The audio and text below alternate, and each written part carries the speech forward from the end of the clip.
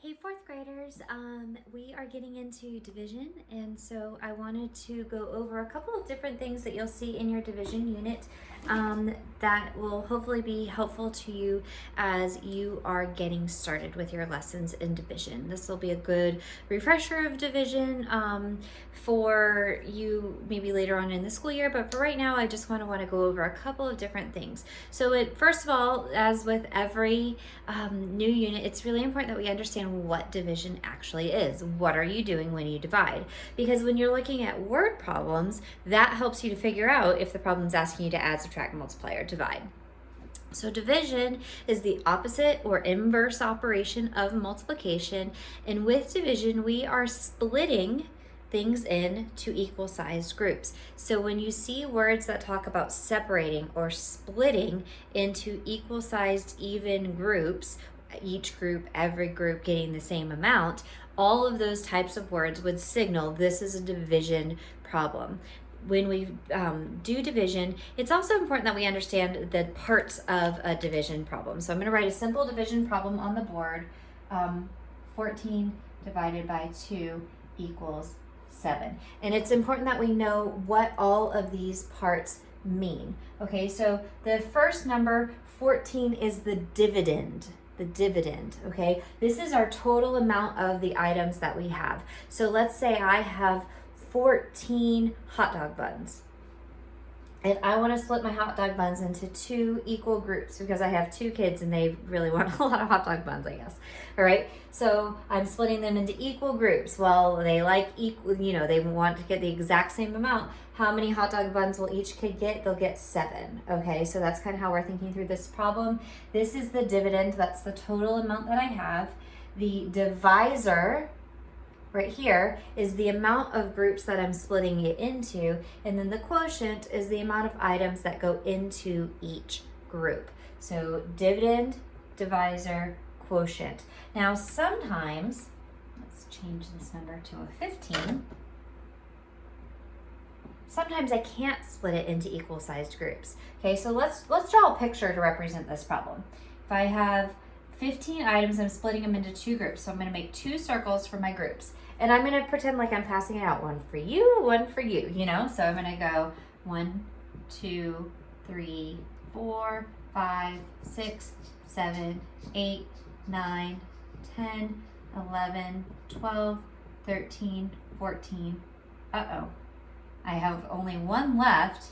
And if I put it in this group, this one's not going to get an equal amount. So that my 1 left has to go outside. That is my remainder. And so when you're writing the answer, you would write that as a remainder 1. Okay, so that is another part of the division problem. If you can't split it into equal sized groups, you're going to say how many would be left over. Okay, and I'll do another division video a little bit later that kind of goes into that a little bit more, and what does the remainder stand for and what does it mean, because you do have to answer questions and understand that. Let me give you just a quick example of what I'm talking about. If I were I'm a teacher, and let's say we were going on a field trip and we were going on school buses, and let's say that there were 2, I was splitting it into 2 groups. I was trying to get everybody onto 2 buses, and let's say that there's 115 students. Each bus can only hold 50 kids. So I put 50 kids on the first bus, 50 kids on the second bus. Well, that's 50 plus 50 is 100, but I said I have 115 students. So where are those extra 15 kids gonna go? Well, I'm gonna have to order a 3rd bus, right? Because I have to have enough buses for every kid to come. So you will see problems that kind of have you having to think that kind of a thing through. Again, word problems in math are just taking math and putting them in real life situations so that you can see how the things that you are learning even in 4th grade can apply to your life. But that's what that is. So let's go into how do we divide. Now I will emphasize that to divide, you have to know how to multiply, because the opposite of division is multiplication. And your multiplication facts, knowing your multiplication facts, are really going to help you to solve the problems. Okay, so let's say I have 457 divided by 3. Okay, 457 divided by 3. We'll start out with something like this. Okay, now, this right here, that 457, that's my dividend. I wrote it in a different format because this is our format for division, okay? The 457 is the dividend. This number out here is the divisor. So I have 457 of something, and I want to split them into 3 equal-sized groups. So my answer is actually going to go up top. Now, one of the things that I've noticed with division is kids have a hard time figuring out where numbers go when you're doing the traditional method of division. What number goes where? And it gets really confusing. So we're going to walk through it, but I'm going to show you guys a second strategy for the same problem, and you'll see that it is actually, you're doing the exact same thing, just in a little bit more linear format instead of up, down, up, down, up, down. Okay, so let's look at this problem. We're going to divide it 2 different ways, and hopefully I might need to move it over so that I have enough room. 457 divided by 3. Now, one thing I always do is I ask students, can you skip count by that divisor? Can you go 3, 6, 9, 12, 15, 18, 21, 24, 27, 30? Can you do that? Can you skip count by that divisor all the way up to 10 times that divisor? If the answer is yes, you are good to go ahead and solve. If the answer is no, then what I want you to do is make a quick list of the multiples of the divisor, because it will make your life so much easier when it comes to solving this problem. So I am going to do that. I'm going to do it all the way on the other side of the board. All I'm going to do is I'm going to skip count by 3, and I'm going to show you how I do it. I start with 3 times 1, and I'm going to go to 3 times 10. So 3, 4, 5, 6, 7, 8, 9, 10, 11, 12. Do you guys see what I'm doing? Hopefully, because it's over my shoulder. 13, 14, 15. 16, 17, 18, and you notice I'm using my fingers. 19, 20, 21, 22, 23, 24, 25, 26, 27, 28, 29, 30. All right, that's 3 times 10, so I can stop. Okay, I'm going to use this to solve the problem. Okay, so we're going to first go over the traditional method of division. This would be the old school method, okay, where we are going to go and do long division. So the first thing I do is say, how many groups of 3 can I get out of my 4? Well, I can't go over, so if I go down 2 groups, that's bigger. So I have to stay up here. 3, I can get 1 group, and that 1 goes right above the 4. My next step is to multiply. Oh, I forgot. Does McDonald's sell cheeseburgers? Divide, multiply, subtract, check, and bring down. Those are my steps for division. I completely forgot that part. All right, so I'm going to multiply now the number I just wrote times the divisor. 1 times 3 equals 3. My next step is to subtract. 4 minus 3 equals 1. Okay, I check. Is this number smaller than my divisor? Yes, it is. So I can bring down the next digit. And then I repeat this process until I run out of numbers to bring down. How many groups of 3 can I get out of 15? Well, let's look at my list. I'm going to see if I see 15, and I do. I see 15 on my list. So that's 1, 2, 3, 4, 5. That's the number I write up top. Okay, you guys can see how this might be a little bit confusing because you're writing numbers all over the place, and you have to remember this list of steps. It's kind of a lot of things going on, okay? So next step, multiply. 5 times 3, it equals 15, and then I subtract. 15 minus 15 is 0. Is 0 less than 3? Yes, it is. Now I bring down my 7.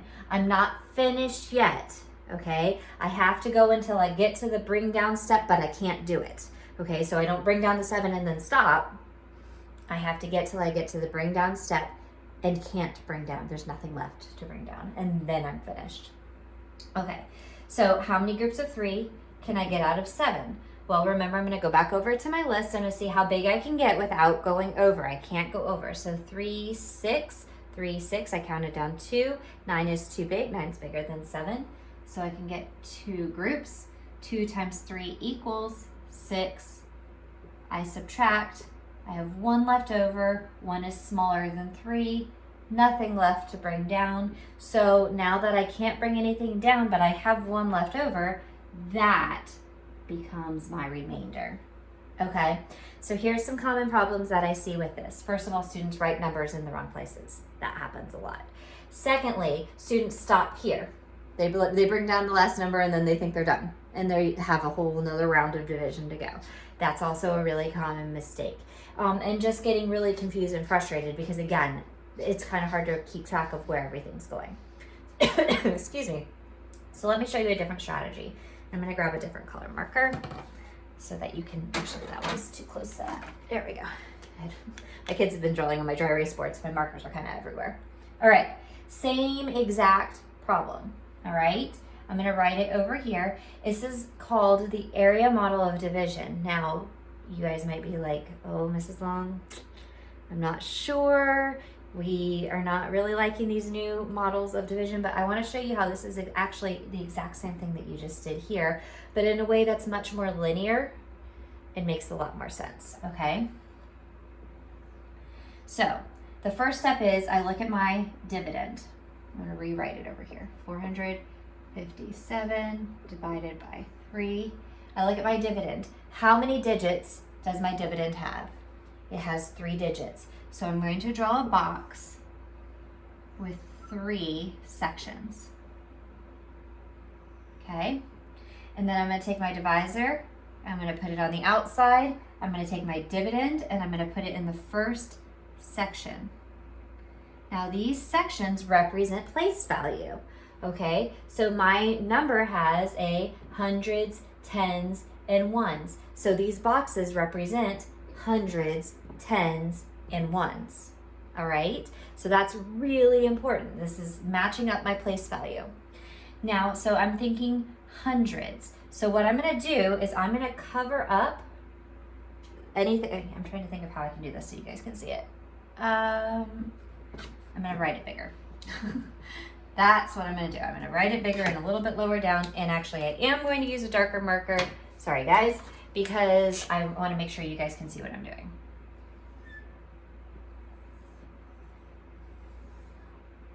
All right. So again, I have 457 in here, and I have my 3 out here. Now again, hundreds, tens, and ones. Okay, this really isn't a darker marker, is it? Gosh. Anyway, I'm going to cover up everything that's after the hundreds place. So all I'm looking at is the 4. How many groups of 3 can I get out of 4? Well, if I go here, that's 1 group. Here, 6, that's too many, so I can only get 1 group. Okay? And what place value did I say this is? This is the hundreds place. Okay? Now I'm going to take 100 times 3. Remember, I can just do my front end multiplication. 1 times 3 equals 3, and I have 2 zeros. So I'm going to subtract, and I have 7, 5, and 1. So I have 157 left, and I bring that over here. Now, some of you might be saying, check this out. I wrote a 1 in the hundreds place up here. And when I subtracted, I had 1, I brought down the 5, and then there was a 7. Do you see that? It's the exact same thing. It's the exact same thing. Okay, now we're looking at the next column. So this is the tens column. So now we're going to cover up everything after the tens place. So I'm looking at 15. Is this looking really familiar? What was I looking at up here? 15. It's the same thing, guys. So 3 times what would get me 15? Well, 15's on my list, and I know 3 times 1, 2, 3, 4, 5 equals 15. And remember, this is 5 tens, or 50, because this is my tens place. So 5 times 3 equals 15 plus a 0, 150. Do you guys see this? And then I subtract it, and I have 7 left, just like I did here. And so I bring my 7 over into my ones column, and now I'm going to do this again. How many groups of 3 can I get out of 7? I don't have anything left to cover up. I'm in my ones column, right? So in the ones column, you leave everything there. You don't cover anything. How many groups of 3 can I get out of 7? Well, 3, 6, 9's too big, so that's 2 groups. I counted up down 2 spaces. All right, I don't have to write any zeros after my 2 because it is 2 ones, right? So that's what that stands for. Again, I multiply. 2 times 3 equals 6. I subtract, and I have 1 left over, and that becomes my remainder. And check this out. 100 plus 50 plus 2, 152, with a remainder of 1. Do you guys see that? So this strategy you are actually doing literally the exact same thing you're doing here. But this linear model is much easier to follow because you're going in a logical straight across method versus up, down, up, down, up, down, up, down method. Okay? So I recommend, unless you just really get this, if you're like, hey, I understand how to do the traditional algorithm, great. That's fine. Do the traditional algorithm. That's not a problem. But I know that I have watched many, many, many, many, many 4th graders struggle with division. Struggle. Even if they're good at math, struggle with division. And this strategy right here is a lifesaver because it is much more linear and it makes a lot of sense, okay? So again, when you're doing your math problems, my markers are now falling on the ground.